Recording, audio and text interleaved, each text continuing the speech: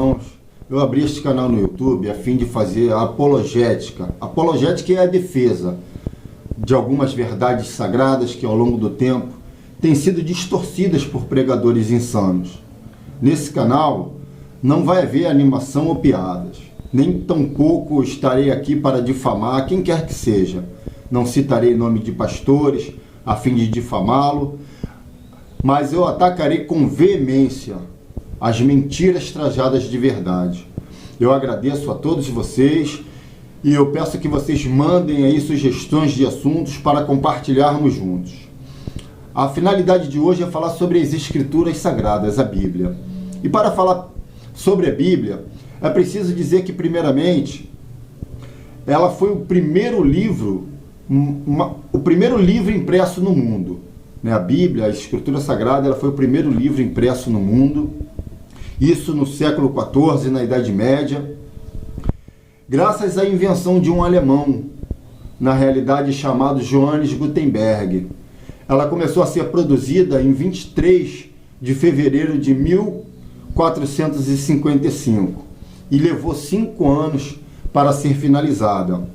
Os notáveis da época diziam o seguinte, que esse projeto de Johannes Gutenberg ele causou uma verdadeira revolução cultural. A Bíblia é o livro mais vendido em todo o mundo. E nos últimos 50 anos ela esteve no topo da lista dos livros mais vendidos do mundo. Se os irmãos quiserem consultar aí o Google, pode verdadeiramente ratificar isso que eu estou asseverando para os irmãos. É interessante também dizer que ela hoje pode ser lida em 2.544 idiomas. Portanto, a Bíblia é um livro universal. Dividida em Antigo e Novo Testamento, o Antigo Testamento possui 39 livros, começando pelos 5 primeiros, que é o Pentateuco, que são os livros escritos por Moisés. Depois vem os livros históricos, vem os livros poéticos ou sapienciais, os profetas maiores e os profetas menores. 27 livros no Novo Testamento, que começa com os biográficos, que é Mateus, Marcos, Lucas e João, o livro histórico dos Atos dos Apóstolos, depois vem as cartas de Paulo, que são 13, vem mais as epístolas universais, e depois finaliza com o livro dos livros, o livro da revelação, o livro profético do Apocalipse. Dizer que a Bíblia contém as Escrituras, a palavra de Deus, é menosprezar a sua inspiração divina. A Bíblia ela não contém a palavra de Deus, mas ela é a verdadeira palavra de Deus, do Deus que é vivo e único. É interessante que nós podemos, dentro da Bíblia, mostrar essa realidade. Eu quero que os irmãos acompanhem comigo o que diz o livro de 2 Pedro, capítulo 1, versículo 20 e 21, que diz o seguinte: sabendo primeiramente isto, que nenhuma profecia é de particular interpretação, porque a profecia nunca foi produzida por vontade de homem algum, mas os homens santos de Deus falaram inspirados pelo Espírito Santo. Então, o próprio texto está dizendo que a Bíblia foi inspirada pelo Espírito de Deus. Interessante também é ver o que diz o livro de 2 Timóteo, capítulo 3. O livro de 2 Timóteo, capítulo 3, quem tem a sua Bíblia pode acompanhar.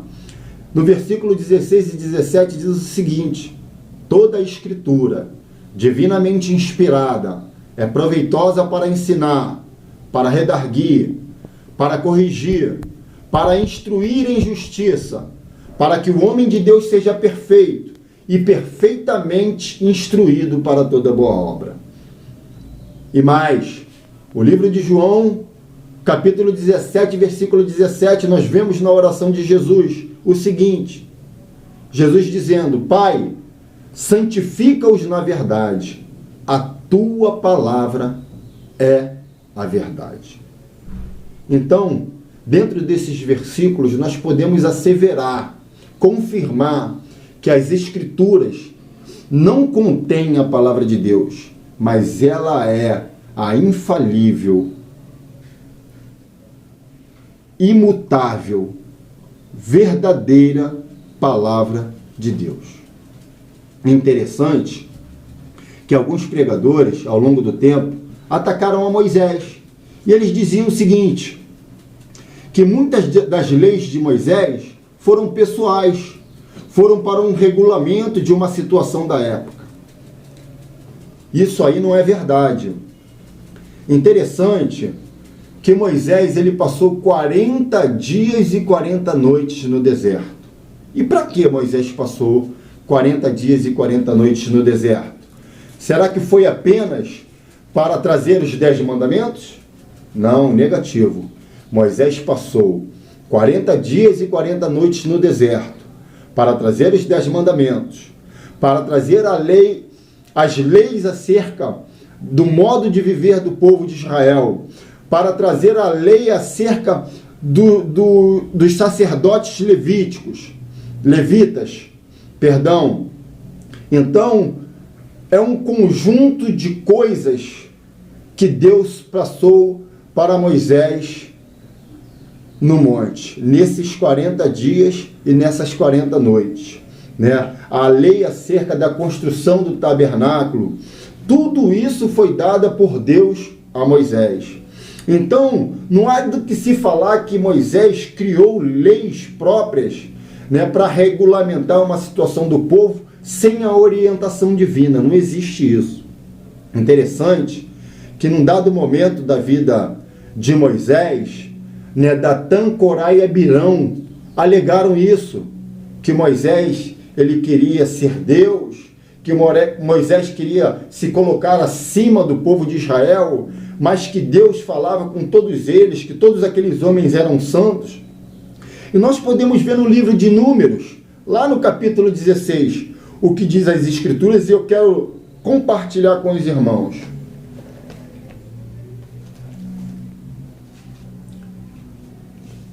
O livro de Números, capítulo 16, a partir do versículo 1, diz o seguinte: E Corá, filho de Izá, filho de Coate, filho de Levi, tomou consigo a Datã e a Abirão, filhos de Eliabe, e a On, filho de Pelete, dos filhos de Ruben. E levantaram-se perante Moisés com 250 homens dos filhos de Israel, maiorais da congregação, chamados ao ajuntamento varões de nome.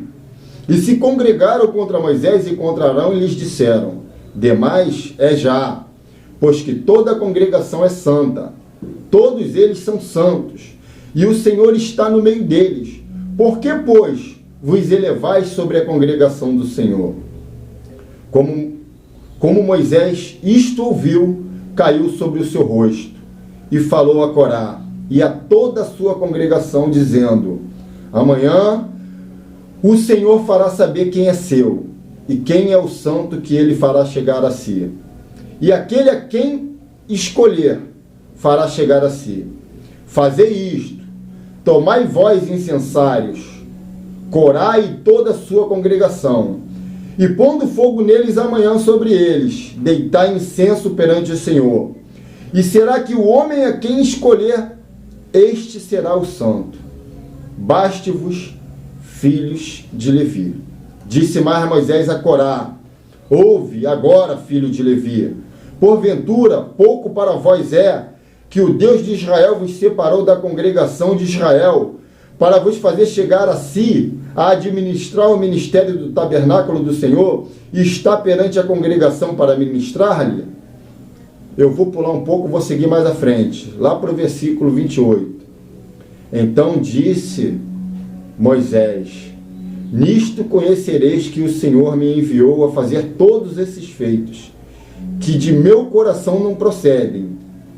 Se estes morrerem como morrem todos os homens, e se forem visitados como se visitam todos os homens, então o Senhor não me enviou. Mas, se o Senhor criar alguma coisa nova, e a terra abrir a sua boca, e o estragar com tudo que é seu, e vivos descerem ao sepulcro, então conhecereis que estes homens irritaram ao Senhor. só até aqui. Irmãos, se nós lermos esse capítulo 16 do livro de Números, vamos ver o que os pregadores de hoje estão fazendo. O mesmo que Datã, Corá e Abirão fizeram. E o que aconteceu com esses homens?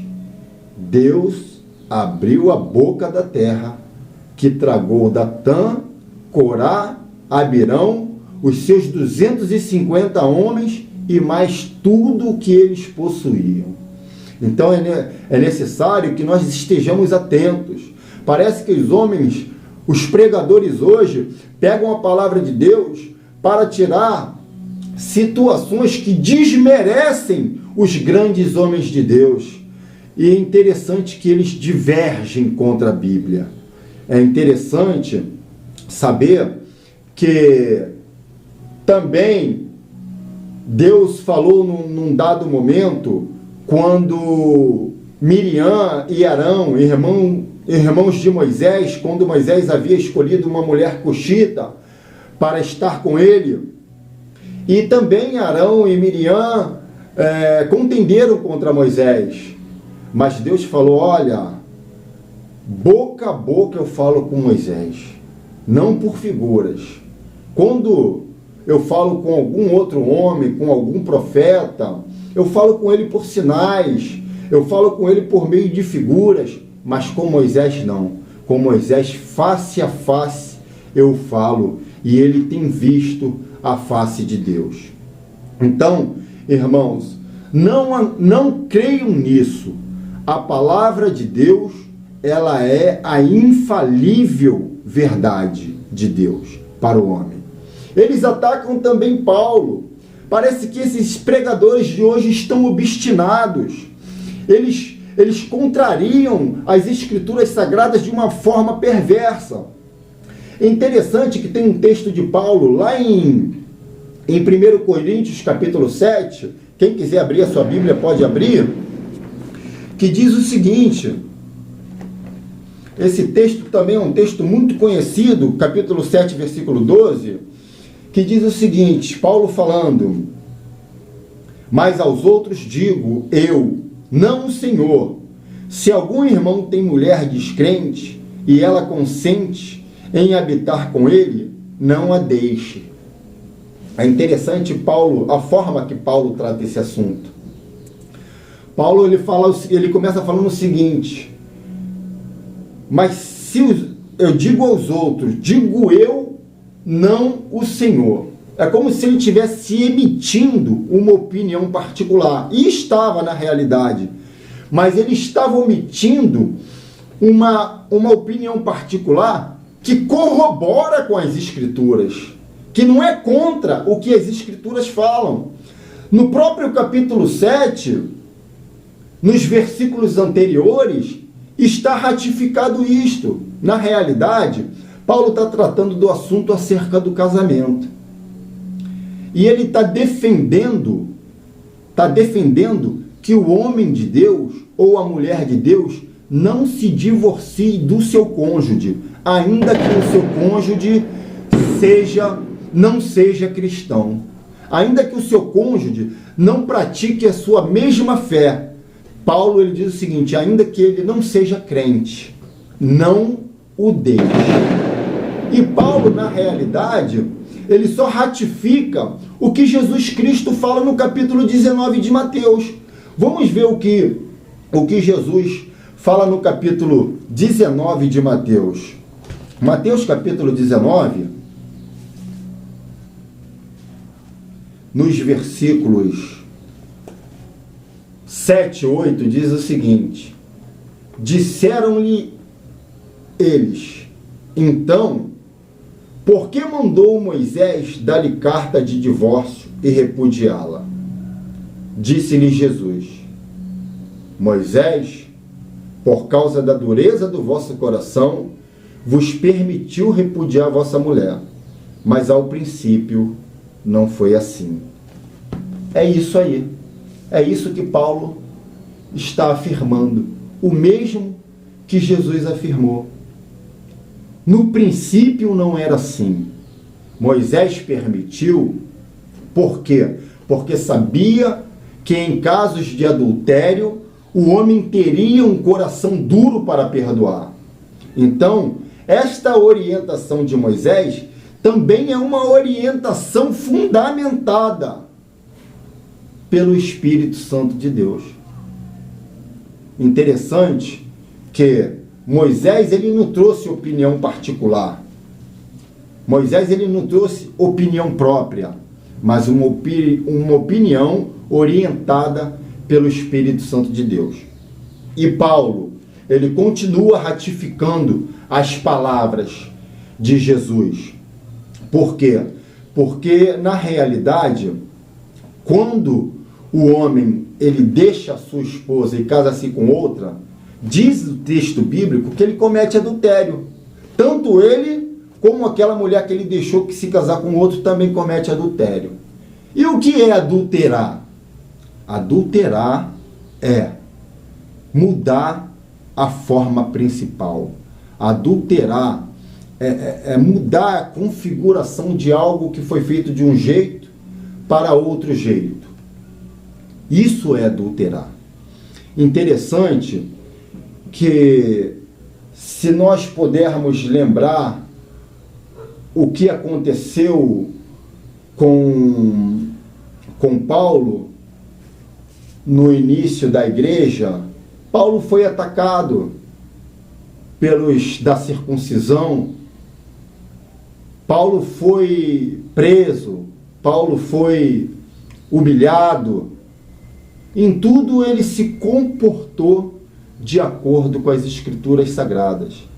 Agora, um pregador chegar hoje e falar que o que Paulo falou não serve, que o que Paulo falou não é inspirado, é um absurdo.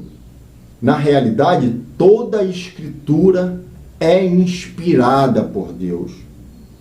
Eles atacam a Paulo quando Paulo fala a respeito das mulheres, que as mulheres não devem cortar os cabelos.